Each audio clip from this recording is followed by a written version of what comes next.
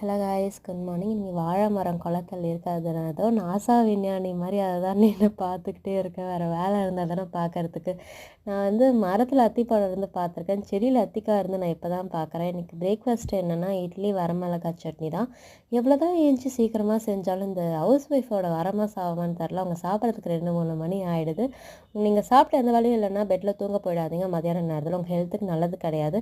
நீங்கள் சாப்பிட்டு ஃப்ரீயாக இருந்தாலுமே ஒரு 10 மினிட்ஸ் 30 மினிட்ஸ் நடங்க. உங்களுக்கு பிடிச்ச இடத்துல நின்று ப்ரீத்திங் எக்ஸசைஸ் பண்ணுங்கள். இன்றைக்கி முரசு டிவியில் ஜப்பானில் கல்யாணராமன் மூவி போட்டாங்க. இந்த படத்தோட கதை என்னென்னு எனக்கு எதுவுமே தெரியாது.